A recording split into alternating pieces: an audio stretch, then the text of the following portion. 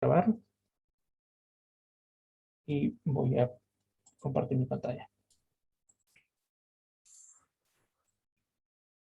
Ok, me confirman por favor si pueden ver mi pantalla.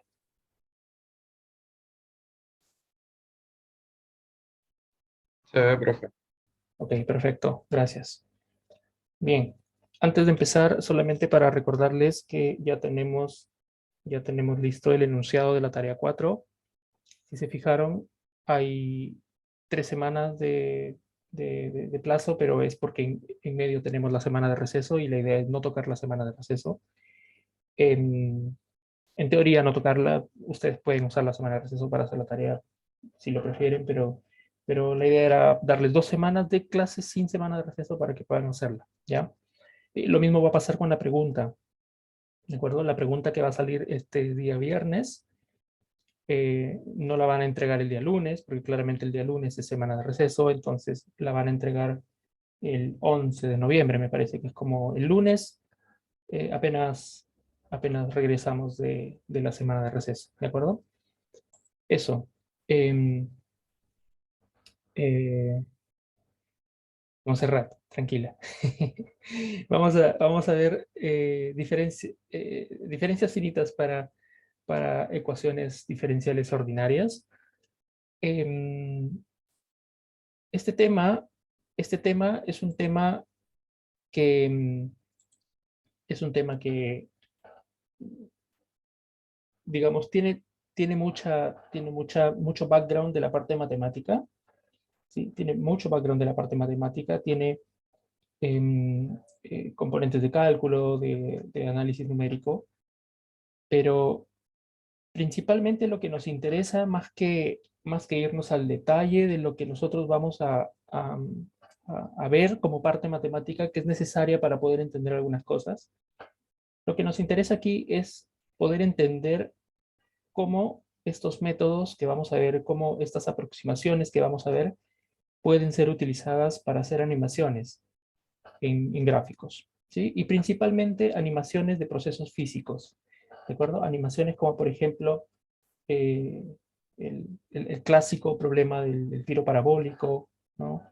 El clásico problema de cómo añadir gravedad a una animación para objetos que van cayendo, por ejemplo. ¿Sí?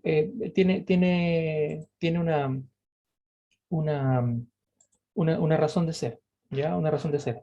Y les prometo, les prometo que cuando termine la semana van a tener una noción bastante clara de por qué utilizamos esto, para qué lo utilizamos y lo más principal de todo es cómo esto lo llevamos a un código para poder hacer, por ejemplo, la animación de un proyectil que es clásico en un videojuego o que es clásico en una animación en donde uno quiere añadir ciertos componentes físicos a las animaciones. Lo vamos a ver también junto con la parte de colisiones, detección de colisiones, la siguiente semana, o sea, la semana siguiente que hagamos clase, ¿sí? Y vamos a ver cómo es algo muy sencillo en realidad, ¿sí? Es algo muy sencillo.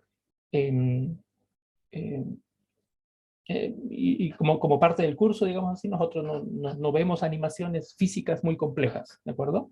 Principalmente las usamos para cuestiones como asociar la gravedad, por ejemplo, con la ecuación de caída libre o tiro parabólico y cosas por el estilo, que son de mucha utilidad en algunos videojuegos y también en, en animaciones, ¿de acuerdo? Bien, entonces, lo primero que les voy a pedir, y yo sé que algunos de ustedes han visto estas cosas ya, algunos de ustedes han tenido probablemente malas experiencias con ecuaciones diferenciales, cálculo, análisis numérico y todo, yo también. Sin embargo, eh, al estar nosotros en computación, más que entender la parte matemática, más que irnos a la parte matemática y dominarla o asustarnos con eso, lo que nos interesa es poder asimilar lo que sea necesario para entender cómo funciona esto a nivel computacional. ¿De acuerdo? Bien. Eh, Primero, una, una ecuación diferencial, ¿sí? Una ecuación diferencial es una ecuación, ¿de acuerdo? Es una ecuación en donde lo que yo quiero encontrar es una función que no conozco, pero que además de eso, esta ecuación involucra derivadas de esa función. ¿De acuerdo? O sea, en realidad es como yo tengo un proceso, por ejemplo, que muchas veces modela las variaciones de alguna función, y esas variaciones claramente pueden ser representadas como una derivada. Y yo lo que quiero hallar es la función misma. O sea, quiero hallar la función tal que yo conozco su primera derivada, tal que yo conozco su segunda derivada, y esos casos. ¿Ok? Generalmente esto tiene que ver ya con cómo yo entiendo, viene de modelar un proceso, ¿sí? En el cual yo tengo información acerca de esas variaciones, más que de la función misma. ¿De acuerdo? Entonces, resolver una ecuación diferencial pasa por cómo encuentro la función tal que yo conozco ciertas derivadas de esa función. ¿De acuerdo? Y bueno, tenemos una forma para la ecuación y por lo tanto, dependiendo de la forma, uno va a utilizar diferentes métodos para resolverla. ¿Ok? En estos procesos que uno modela, que generalmente son físicos, uno modela, por ejemplo, las variaciones de primer orden. Uno hablaría de las derivadas de primer orden. ¿Sí? O las variaciones de segundo orden, que es como la variación de una función, y eso entonces se modela a través de una segunda derivada. ¿Ok? Eso, ¿sí? Entonces hay que estar claro, es una ecuación diferencial. Cualquier ecuación en donde yo tenga información acerca de derivadas y yo quiero encontrar la función que causa esas derivadas, entonces yo voy a utilizar una ecuación diferencial. ¿Ok? Entonces, claramente si yo quiero entender cómo funciona una variación y una derivada de una función, lo que tengo que hacer es definir desde el punto de vista formal cómo voy a tratar a una derivada. ¿Ok? Entonces, hay muchas formas de aproximar una derivada. ¿De acuerdo? Numéricamente me refiero, ¿no? Numéricamente, porque si yo tuviera la función, por ejemplo, yo tengo la expresión matemática de la función, entonces existen métodos para poder calcular la derivada, ¿cierto? El clásico, si es un polinomio, bajo el exponente y cosas así. ¿De acuerdo? Sin embargo, a nivel computacional, nosotros no tenemos una expresión para una función. A nivel computacional, nosotros lo que tenemos son números que representan la función. Tenemos números o elementos ampliados dentro de la función. Por lo tanto, yo tengo que encontrar una forma de cómo aproximar una derivada si es que yo tuviera esos números y no la función misma. ¿De acuerdo? Entonces, una primera forma de cómo aproximar la derivada de una función u, ¿okay? Con respecto a un parámetro x, es utilizar esta expresión que es la expresión clásica de variación, ¿no? Variación en la función sobre la variación en el parámetro x. ¿De acuerdo? Por ejemplo, en este caso, si yo tengo el punto x, x gorrito, ¿sí? Y quiero calcular la derivada en ese punto, entonces me muevo un poquito hacia la derecha, ¿sí? Estoy hablando del eje xy, ¿no? Me muevo un poquito hacia la derecha y eso va a definir un nuevo punto, ¿no? Que es el punto x más h, y hallo la diferencia de ese cambio, ¿no? Ese cambio en la función sobre el cambio en el eje x que hice, que es h, eso ya mide una primera aproximación para una derivada. ¿De acuerdo? Si ustedes se fijan, esta expresión lo que hace en realidad es medir una pendiente, ¿no? Es la pendiente de qué tanto cambia la función en y, o la función en el eje de las ordenadas, con respecto a el eje x. ¿De acuerdo? Si, si, yo, si yo tengo un valor de h muy pequeño, entonces esta aproximación va a ser más exacta. O sea, mientras más pequeño es el valor de h, esta aproximación es más exacta porque estoy tratando de mirar cómo varía esa función en una vecindad muy pequeña. ¿De acuerdo? Y de hecho, esta es la definición que uno usa cuando, cuando uno dice la derivada de una función es el límite de esto, de esta expresión, cuando h tiende a 0, ¿cierto? Entonces yo voy a medir esta variación siempre con un valor de h lo más pequeño posible que yo pueda. ¿De acuerdo?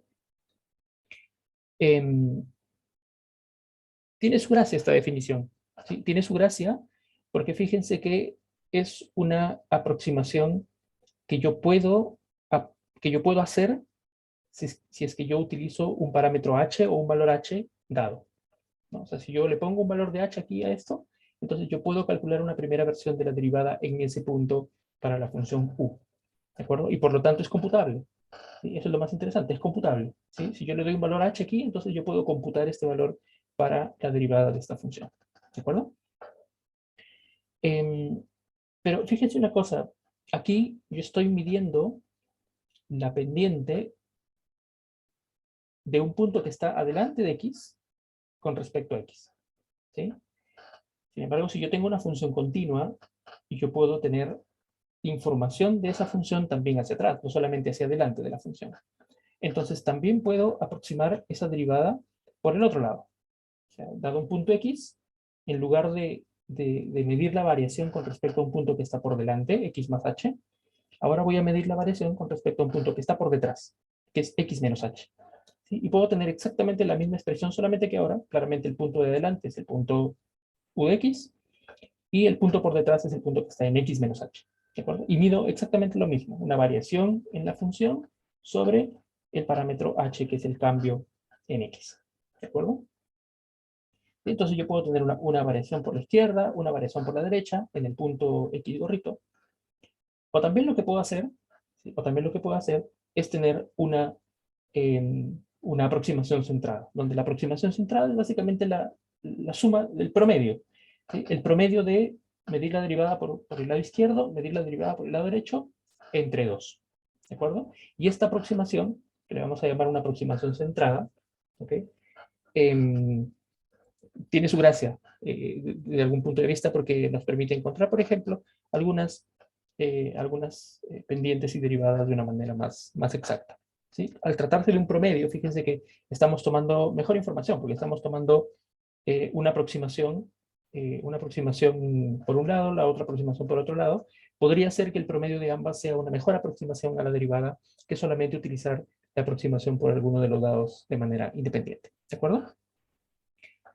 Em, ¿Qué aproximación es mejor? Va a depender, ¿sí? Va a depender de para qué problema yo lo use.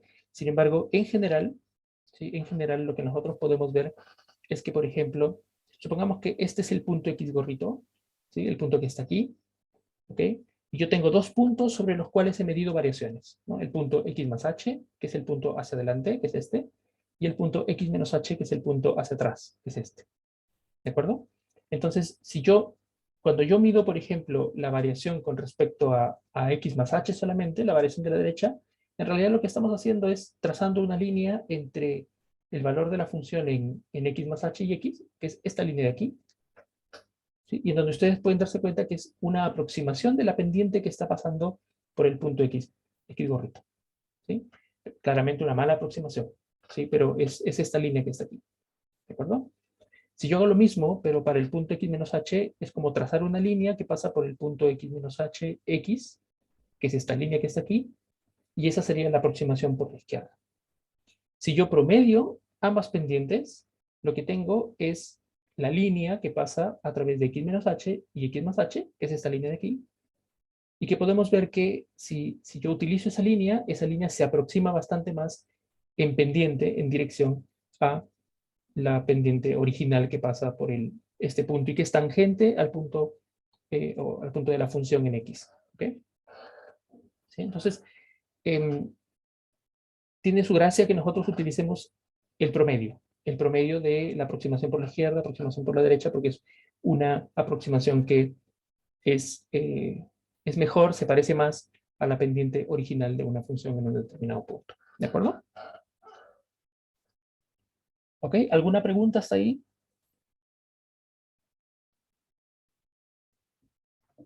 Profe, ¿qué valor de H se toma?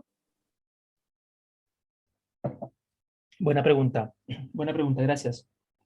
Depende, ¿sí? Va a depender. En la definición matemática, uno quisiera que el valor de h sea lo más pequeño posible, porque eso te va a ayudar a aproximar mejor la pendiente, ¿de acuerdo? La pendiente exactamente en el punto que tú quieres. Pero a nivel computacional, ¿sí? A nivel computacional, el valor de h va a depender del problema. ¿De acuerdo? El valor de h va a depender del problema. Por ejemplo, en las animaciones que nosotros vemos, en donde uno tiene una función y quieres hacer una animación en donde tú sabes que hay una función y calcular la derivada y esto, em, en las animaciones ese valor te define qué tanta granularidad tú tienes en medir cada uno de los procesos de algo físico en el tiempo, ¿no? Por ejemplo, supongamos que tú estás modelando la caída libre de un objeto, ¿de acuerdo? Y está la gravedad metida por ahí, o sea, tú quieres que se asemeje el hecho de que va cayendo y va acelerando el objeto hasta caer, ¿no? Em, Dependiendo de qué tanto grado de precisión tú quieras para esa caída, si quieres que se vea suave, si quieres que se vea como pasos más largos, ese valor de h es el que te indica qué tan largo es ese paso para que tú vayas calculando esa función en diferentes tiempos, ¿de acuerdo? Em, Ese valor de h, si uno lo escoge muy pequeño, por ejemplo, entonces significa que tienes que hacer muchas iteraciones para llegar a reconstruir la función, ¿cierto? Porque mientras más pequeño es ese valor de h, entonces vas dando como pasitos más pequeños para reconstruir la función. Si el valor de h es más grande, entonces vas haciendo pasos más grandes para reconstruir la función, ¿de acuerdo?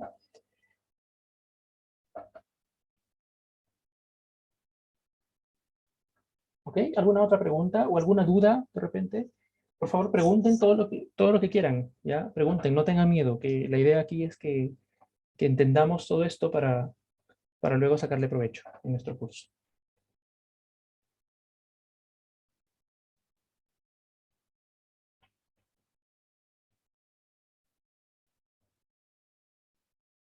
Ok, no hay preguntas, ¿sí? Bien, entonces, primero, para cerrar hasta aquí, antes de pasar al siguiente tema. eh, Calcular la derivada de una determinada función, ¿sí? Calcular la derivada de una determinada función me permite principalmente encontrar cuál es el comportamiento de esa función en algún espacio o en algún intervalo definido por este valor h. ¿Sí? El comportamiento, eso es lo que me interesa, ¿no? Me interesa saber cómo se comporta una función, una curva, eh, una función en general, ¿sí? En un intervalo pequeño en donde yo quiero medir justamente cómo se comporta ese valor ahí, ¿de acuerdo? Para eso sirve la derivada, ¿de acuerdo? Entonces, veamos, ¿sí? Veamos.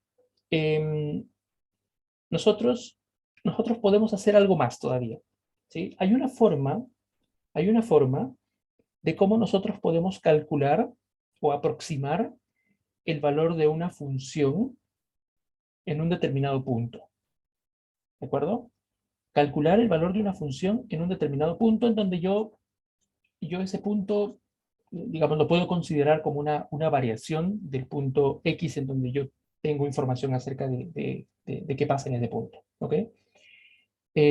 Para eso utilizamos una herramienta matemática que se llama las expansiones de Taylor o series de Taylor, ¿sí? Y las series de Taylor sirven para que nosotros podamos encontrar una expresión de un punto en una función utilizando, ¿sí? Utilizando información referencial acerca del intervalo de ese punto. ¿De acuerdo? ¿Sí?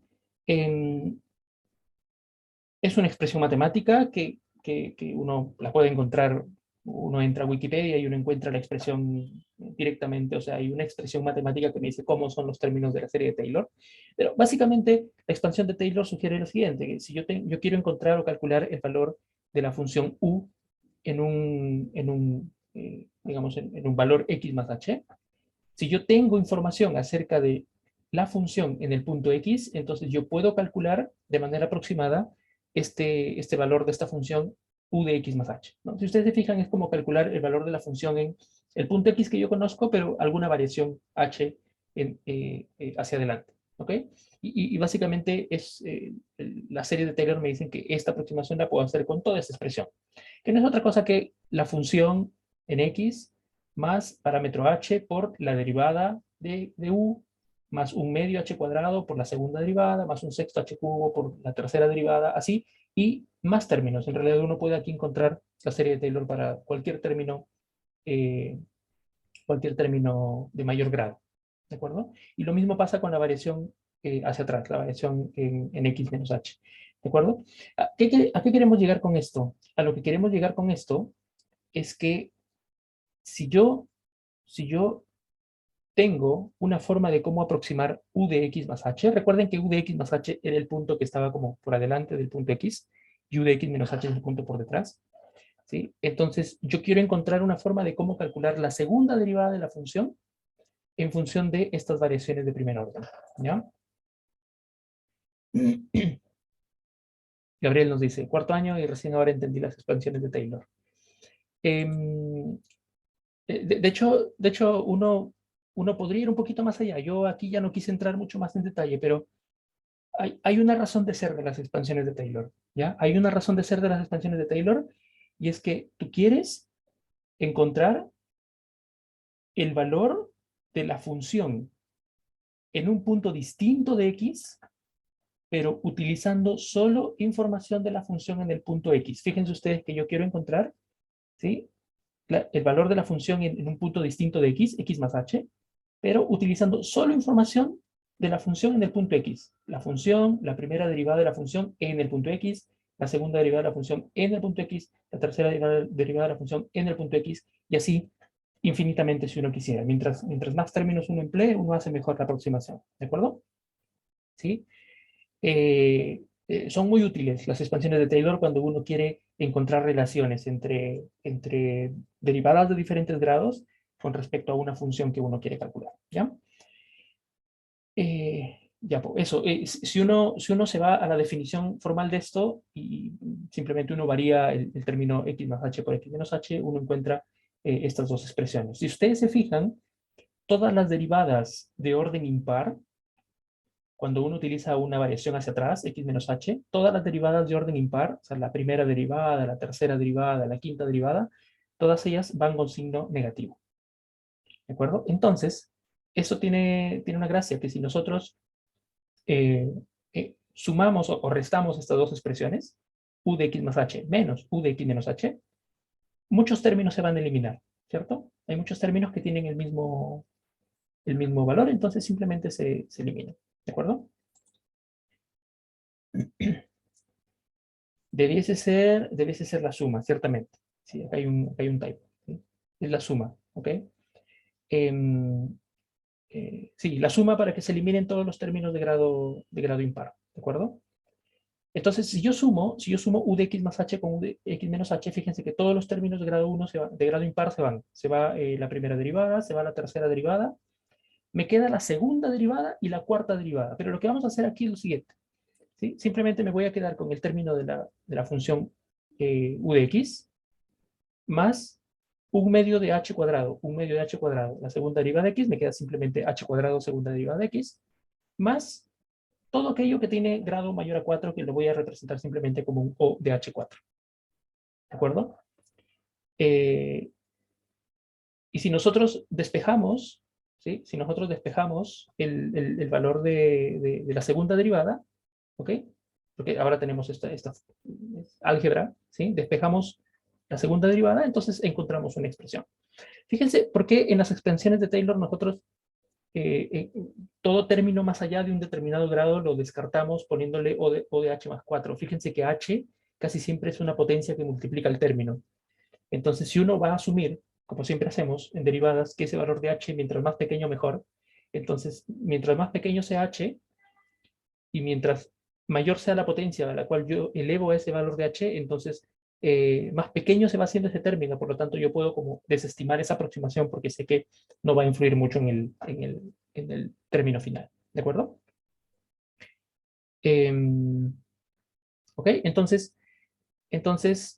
si yo tengo una expresión para la segunda derivada, ¿sí? Si yo tengo una expresión para la segunda derivada, entonces ahora yo tengo, la expresión de la segunda derivada, ¿de acuerdo?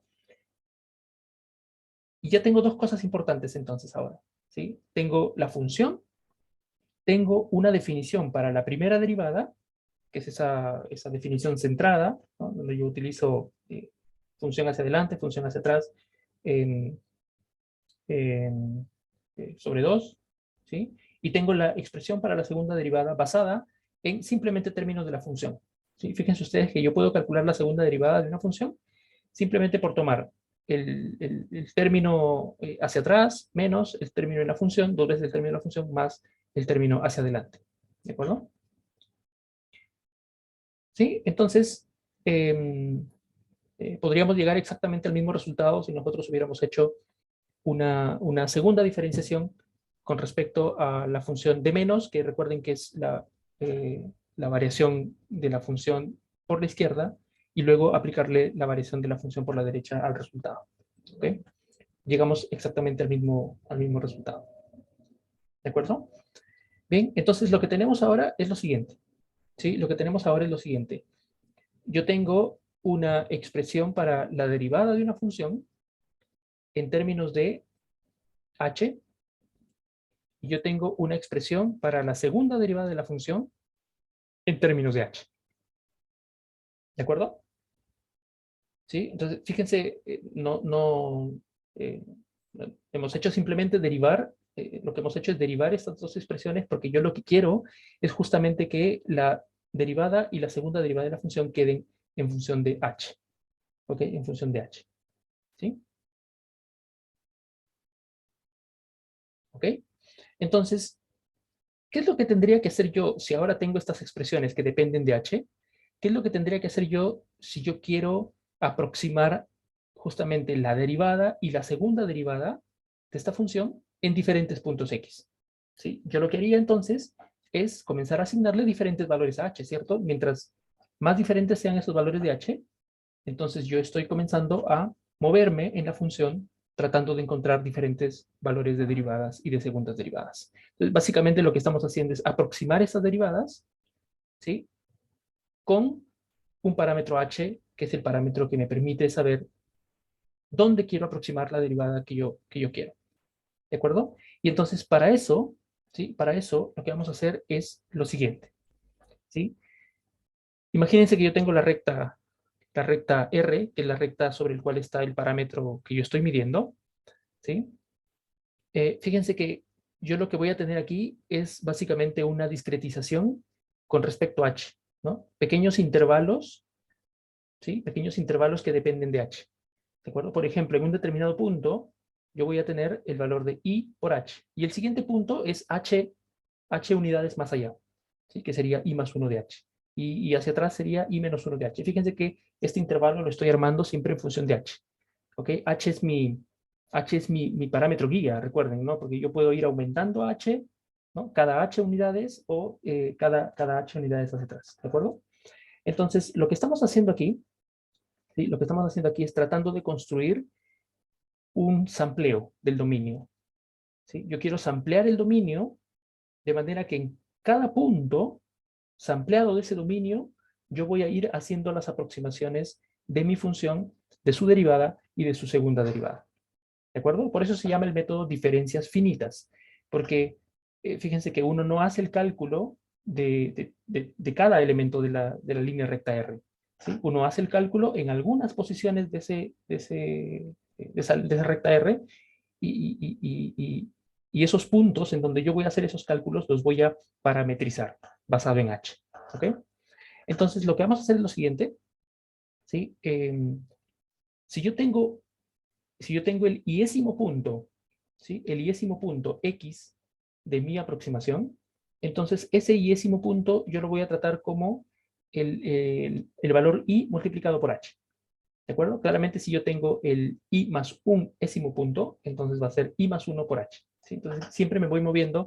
El siguiente punto en el cual yo voy a aproximar es el punto H unidades más allá, ¿no? El punto anterior siempre va a ser el punto H unidades más atrás. ¿De acuerdo?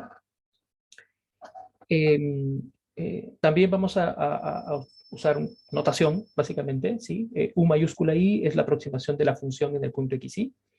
Y para eso vamos a utilizar una discretización, ahora sí, en el dominio, ¿no? O sea, ese valor de I, ¿ok? Ese valor de I va a ir desde 0 hasta algún valor m más 1. Fíjense ustedes que ahora, con esta discretización, o ya sé al menos, ¿sí? Ya sé al menos dónde están localizados los puntos X, ¿no? Los puntos X van a estar localizados en 0, en H, en 2H, en 3H y así. ¿Ok? Para un H dado. ¿De acuerdo? Y entonces fíjense que yo ahora como tengo el valor de H adecuado, yo puedo encontrar cuál es la derivada de X, que es una aproximación de la derivada en las posiciones X igual y H, ¿no? Y está dado por esta expresión. ¿De acuerdo? ¿Para qué sirve esto? ¿Sí? ¿Para qué sirve esto? Porque generalmente cuando uno va a utilizar esto a nivel computacional, lo que uno tiene son entonces los valores de X, ¿no? Los valores de X en cada una de estas posiciones, que ahora las conozco. Para un valor dado H, entonces yo tengo el valor de X0, X1, X2, X3, X4, porque lo puedo calcular. ¿Sí? Y ahora yo quiero aproximar cuáles son los valores de la función de sus derivadas en cada uno de estos puntos. ¿Sí? Esa es la gracia de todo esto. ¿De acuerdo?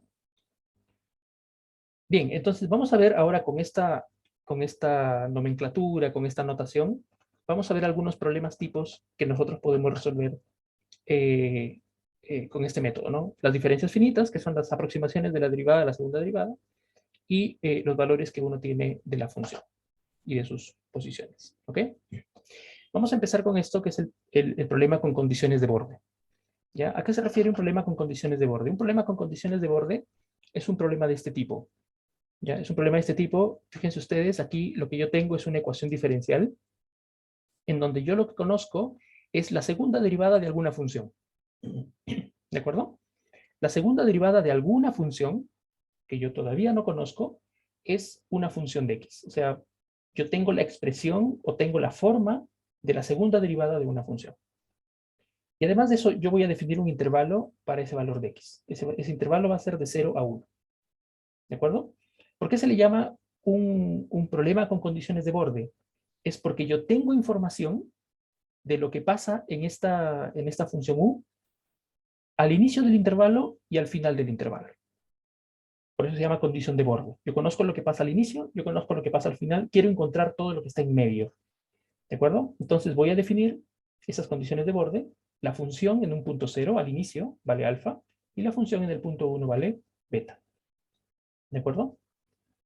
Entonces, fíjense lo siguiente, ¿sí?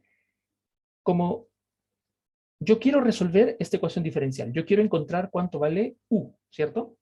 Quiero encontrar cuánto vale la función U, ¿sí?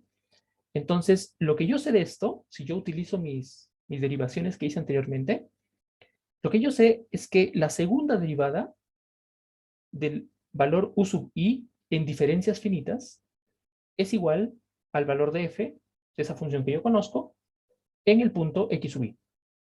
¿De acuerdo? Hasta aquí yo ya lo llevé a una forma en donde puedo ir empleando los valores x sub i y esos valores en cada uno de estos puntos de la recta que hemos visto, ¿sí? Para ir calculando la segunda derivada. Ahora, el gran detalle aquí es que ahora en este esquema de diferencias finitas yo quiero encontrar el valor de u, ¿sí? El valor de u, dada su derivada, su segunda derivada de hecho, ¿sí?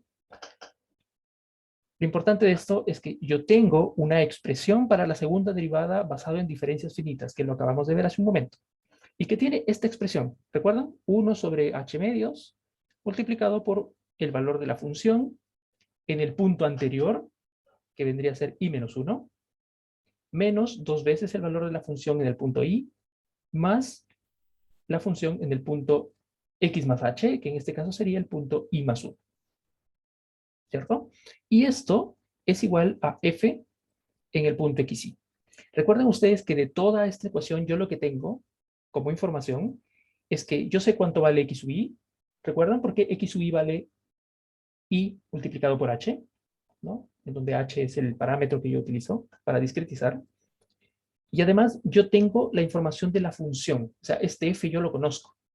Yo sé cuánto vale la segunda derivada de esa función en cada punto. Por lo tanto, yo puedo encontrar f de x sub i. ¿De acuerdo? Esto no es otra cosa que un sistema lineal de ecuaciones. Porque yo conozco f, ¿sí? Yo conozco f, conozco h, lo que no conozco son los valores de u. ¿Ok? Lo que no conozco son los valores de u y que yo lo puedo encontrar. Haciendo esto, miren. Yo conozco cuál es el primer valor, ¿cierto? Recuerden ustedes que el valor de la función en 0 es alfa y el valor de la función en 1 es beta. Por lo tanto, ¿qué significa eso? Significa que u mayúscula 0, ¿sí? El valor de la función en el punto 0 es alfa, y el valor de la función en el último punto de mi intervalo discretizado, que sería m más 1, porque recuerden que la discretización se hace de 0 hasta m más 1, ese último punto es beta, porque simboliza el punto en donde llegue a x igual 1. Y por lo tanto, todo lo demás, ¿sí? Todo lo demás, yo tengo m ecuaciones y tengo m incógnitas. M ecuaciones, ¿por qué? Porque voy a hallar una ecuación, esta, por cada valor de y tengo m incógnitas porque las incógnitas son u desde i hasta m. Perdón, desde 1 hasta m, son m incógnitas. ¿Ok? Y eso lo podemos formular como un sistema de ecuaciones, ¿cierto? Voy a poner, ¿sí? Voy a armar una matriz de coeficientes adelante, voy a armar un vector con los valores que yo necesito de la función u en el punto 1, 2, 3, 4 hasta m, y voy a armar un vector por el otro lado, el vector derecha, ¿sí? Que va a contener datos conocidos. ¿Sí? Y ahora se los explico. Miren, si yo multiplico cada fila por cada columna que está aquí, yo lo que voy a obtener es siempre esto, ¿no? El punto de atrás menos el valor del punto actual más el punto de adelante, multiplicado por este vector, va a corresponder en algún momento, por ejemplo, a u sub 1, sub 2, u sub 3, ¿sí? Y eso tiene que ser igual a algún elemento de fx2, fx3, depende. ¿De acuerdo?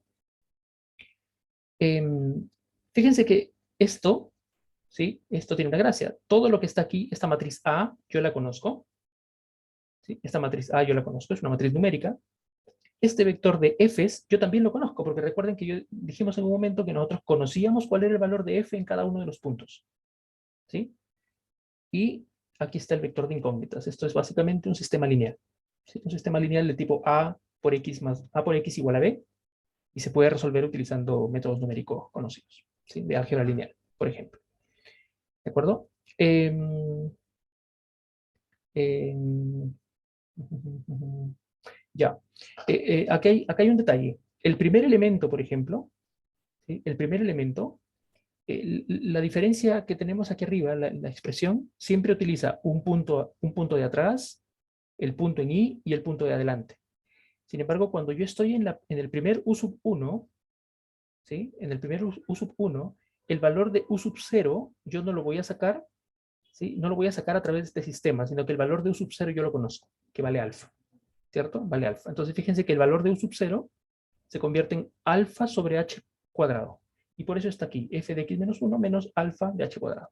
¿De acuerdo? Y para el último término también, ¿no? El último término no va a tener un término por delante, sin embargo lo puedo reemplazar por beta, y ahí voy a obtener entonces la expresión de f de xm menos beta por h cuadrado. ¿Ok? Y ese es este término que está aquí. ¿Sí? Es la única condición para el primer elemento y el último elemento de este sistema. Todo lo demás son los valores de f que yo conozco. ¿De acuerdo? ¿Sí? Entonces, ¿cuál es la gracia de esto? La gracia es que yo conocía una función para la segunda derivada de alguna función, y gracias a las expresiones de diferencias finitas que yo encontré aquí, yo ahora puedo resolver un sistema de ecuaciones que me permite encontrar el valor de u. ¿Qué es lo que estoy haciendo? Estoy resolviendo la ecuación diferencial, no de manera analítica, sino de manera numérica. ¿De acuerdo? De manera numérica. ¿Sí? Necesito para esto tener los valores de la derivada, de la segunda derivada en cada punto. Generalmente eso es un dato del proceso, ¿no? Cuando uno está resolviendo esto, por ejemplo, ya a nivel experimental para alguna cosa física, yo lo que tengo es la observación de esa derivada o esa variación en diferentes puntos, ¿no? Y entonces yo puedo encontrar cuál es la función utilizando este tipo de métodos, ¿de acuerdo? ¿Ok? ¿Alguna pregunta hasta ahí?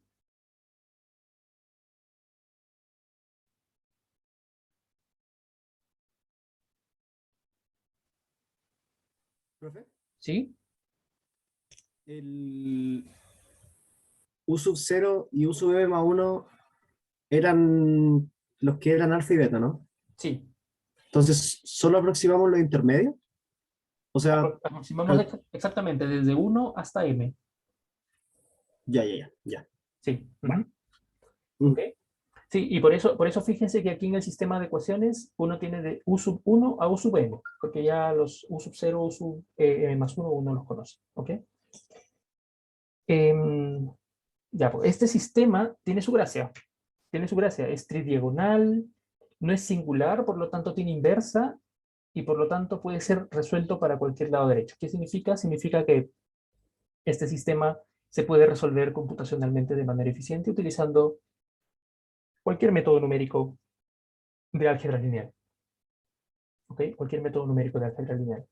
¿Ya? De hecho, si la matriz A, en todo sistema lineal, cuando uno tiene A por X igual a B, si la matriz A es invertible, entonces la solución es trivial, ¿no? La solución es trivial, que es U es igual a F,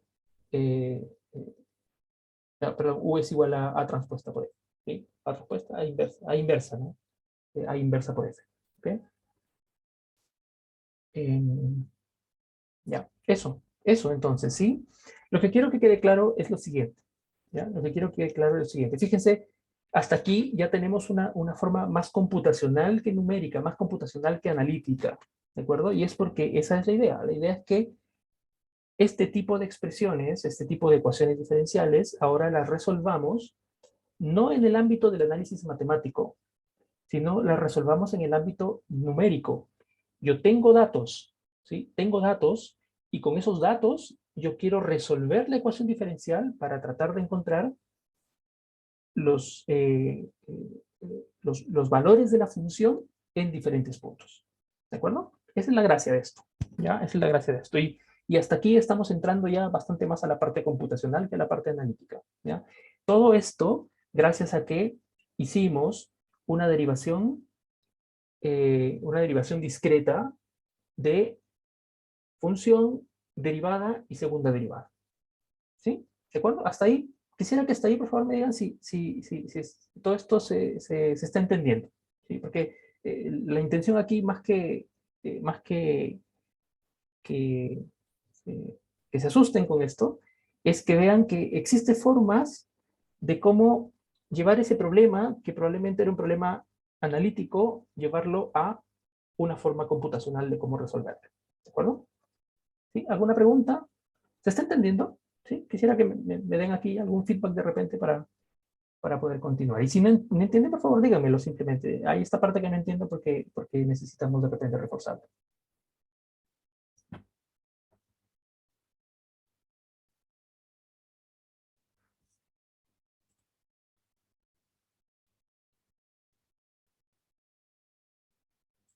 Ya. Ok, ok. ¿De acuerdo? Sí. Ya. Entonces, ¿sí? Entonces, fíjense, ¿de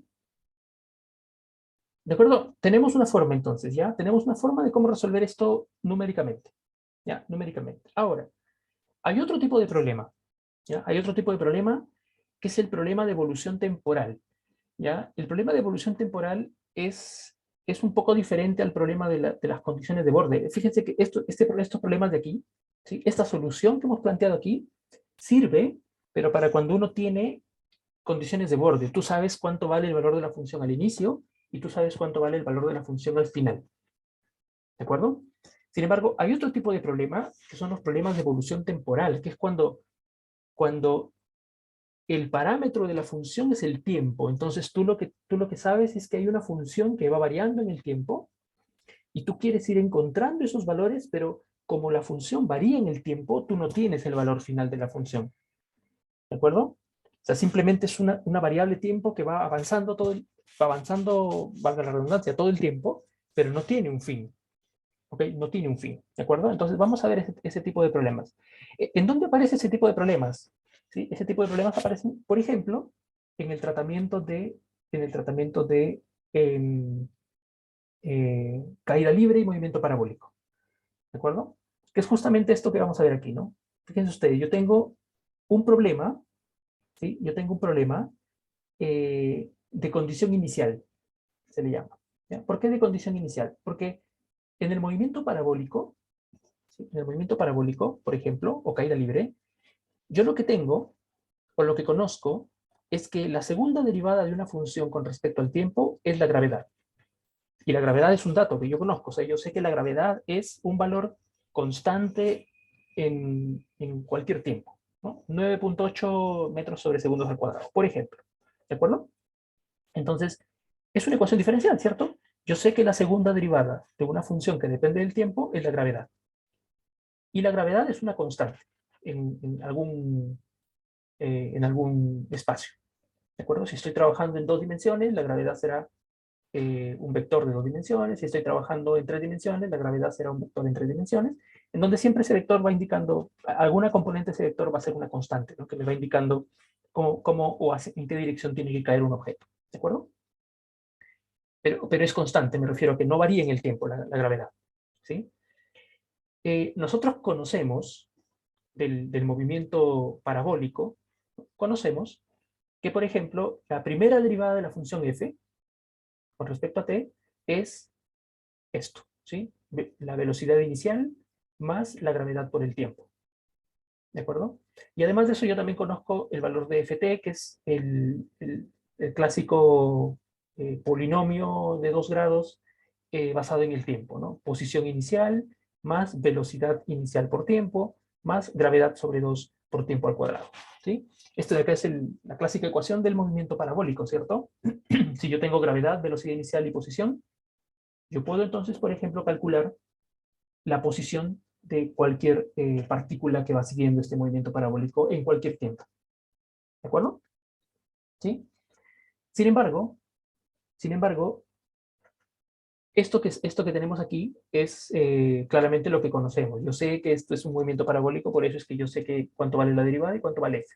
Pero el problema no es eso. El problema es, ¿qué pasa si yo tengo solamente, ¿sí? Solamente la ecuación diferencial que está arriba? ¿Sí? ¿Cómo resuelvo este problema? ¿Cómo encuentro los valores de f en diferentes posiciones t si yo solamente conozco la segunda derivada de la función, que es la gravedad? ¿Sí? A este problema se le conoce como un problema de condición inicial. ¿Ya? ¿Por qué? Porque yo quiero encontrar ft, que es la incógnita, o sea, quiero encontrar la función f de t, pero lo único que dispongo son los datos iniciales del problema. Los datos iniciales son la posición desde donde nace el proyectil, por ejemplo, suponiendo que estoy haciendo la simulación del proyectil, ¿sí? La posición inicial del proyectil y la velocidad inicial del proyectil. ¿De acuerdo? O sea, tengo entonces como datos la ecuación diferencial de grado 2, la posición inicial y la velocidad inicial. Además de eso, tengo como dato la gravedad, que es una constante. ¿De acuerdo? El problema aquí es entonces cómo encuentro f' de t y cómo encuentro f de t. ¿Sí? Utilizando la información que está aquí nada más, sin utilizar las fórmulas. ¿Sí? Esa es la idea, ¿no? Que yo no conozco las fórmulas, tengo la ecuación diferencial, tengo la posición inicial, la velocidad inicial, quiero encontrar cuánto vale f de t y f' de t. ¿Ok? Entonces, para eso vamos a utilizar nuestros métodos numéricos. ¿Sí? Y hay varios métodos numéricos que uno puede utilizar para resolver este tipo de ecuaciones. Primero, vamos a utilizar el método de Euler. ¿Sí? El método de Euler es un método numérico muy sencillo. Dicho sea de paso, es el método que si uno en realidad, si uno no quiere complicarse con implementaciones más complejas sobre esto, es el método que uno utilizaría en alguna animación de gráficos por computador o videojuegos. ¿Okay? El método de Euler es muy sencillo. Miren, lo que vamos a hacer aquí es, yo voy a tener una aproximación, que eso es lo que quiero. Conozco la derivada de una función y. ¿Sí? Conozco la derivada de una función y, que es una función. ¿Ok? ¿Ok? Una función conocida. Entonces yo puedo aproximar la derivada con diferencias finitas, ¿cierto? Hemos visto que yo puedo aproximar la derivada con diferencias finitas hacia adelante. ¿Sí? Y de x0 más h menos y0 sobre h. Igual a f de x. ¿Sí? Simplemente estoy reemplazando esta derivada por una diferencia finita. Y luego, simplemente despejo cuál es el valor de y en el punto x0 más h, y ese valor de y no es otra cosa que el punto y inicial más h por el valor de f de xh. ¿Sí? Así de simple. ¿De acuerdo? Así de simple. Pregunta, ¿por qué tomamos la derivada aproximada por adelante? Porque como la función f es una función que varía en el tiempo, ¿sí? Es una función que varía en el tiempo, Yo lo que voy a querer es encontrar siempre cuál es el valor siguiente de la función en función de los valores anteriores. Y eso es lo que estamos obteniendo aquí, miren. ¿Sí? El valor siguiente, porque h es un valor que va incrementando, ¿sí? El valor siguiente de la función depende del valor anterior más h por el valor que yo tengo de la derivada, que lo conozco. ¿Sí? Esto nos genera un estado, ¿sí? El estado siguiente.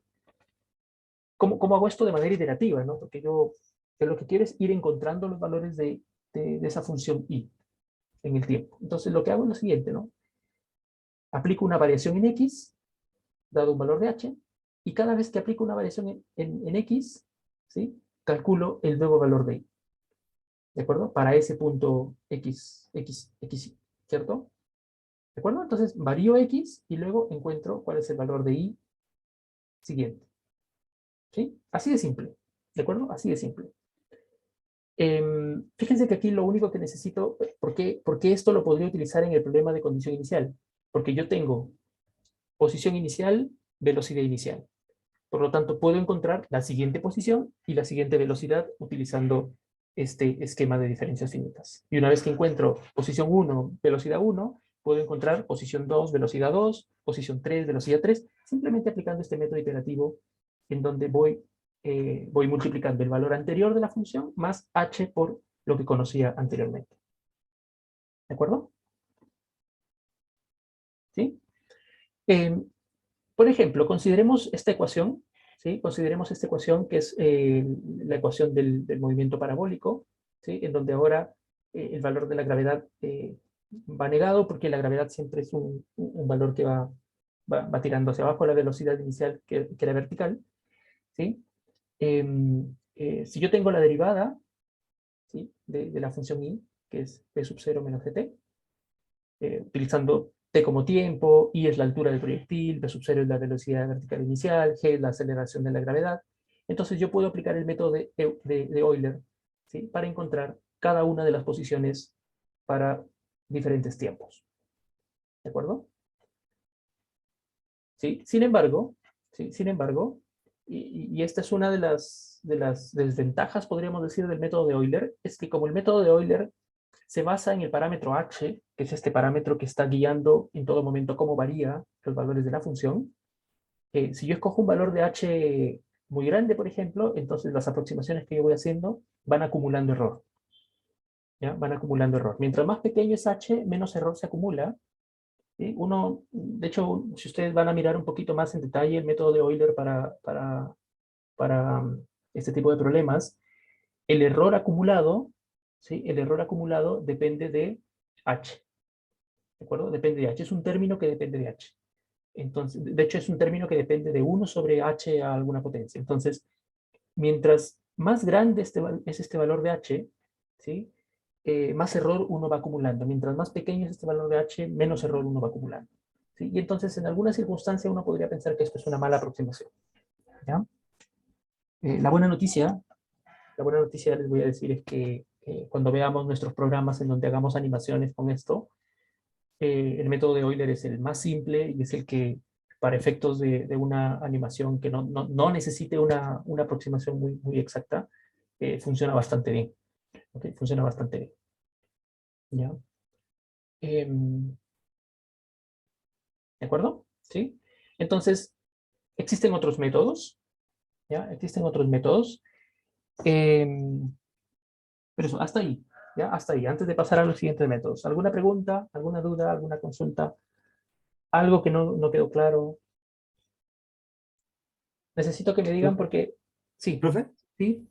Eh, la acumulación de error entonces la disminuimos achicando el h, Achicando el h, pero lo más posible. eso trae también una consecuencia y es que necesitas hacer bastante más cómputo porque como el paso va a ser cada vez más chiquito, más pequeño, Claro. entonces tu animación, por ejemplo, necesita de muchos más pasos para llevar a cabo, no sé, la animación de un proyectil que va viajando por el espacio, por ejemplo. ¿Sí? Ujú. ¿Ya? Perfecto. Y a veces también, cuando ya uno está hablando de la parte de la animación, si tú quieres mucha precisión, disminuyes el valor de h haciendo que el movimiento de la partícula sea como muy pequeñito. Sin embargo, por los frames por segundo, por claro, por los frames por segundo que quieres dibujar en tu animación, entonces, si es muy chiquitito el valor de h, no los vas a dibujar todos, sino que lo que vas a hacer es ir acumulando aproximaciones, y cada cierto número de aproximaciones dibujas, ¿no? Vas acumulando y cada cierto número de aproximaciones dibujas, ¿no? Y eso, de esa forma vas controlando cuántos frames por segundo vas dibujando en la animación de esta partícula, ¿ok? Eso.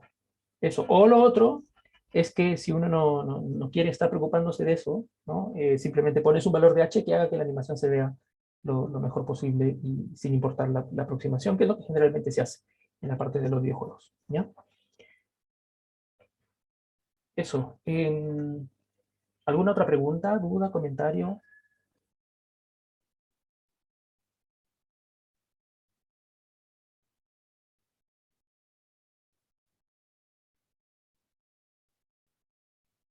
Ya. Ok, bien. Si no hay dudas, yo creo que nos vamos a quedar ahí, ¿ya? Nos vamos a quedar ahí porque la siguiente clase vamos a ver dos métodos más que son un poquito más elaborados para resolver exactamente la misma ecuación diferencial que estamos resolviendo con Euler. Pero básicamente lo usamos como referencia y porque hay situaciones en donde uno sí quisiera mejor aproximación, ¿ya? Hay situaciones, por ejemplo, tal vez no en las animaciones de un videojuego, pero ¿saben dónde uno necesita mejor aproximación? Cuando uno va a modelar procesos físicos en visualización científica, por ejemplo, ¿sí? Si uno va a hacer este tipo de cosas, vamos a ver luego del receso, vamos a ver algo sobre visualización científica. Cuando uno ya quiere irse a meter a hacer o modelar procesos físicos para visualización científica, ahí sí uno necesita mucha mejor aproximación para estas ecuaciones, ¿ya?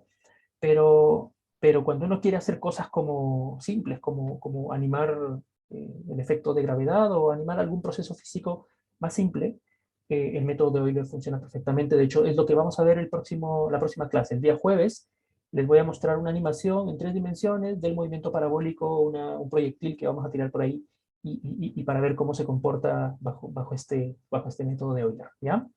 Entonces, el día jueves vamos a ver los otros dos métodos numéricos, Taylor y Runge-Kutta, y vamos a ver nuestro script para hacer animaciones con esto, ¿ya?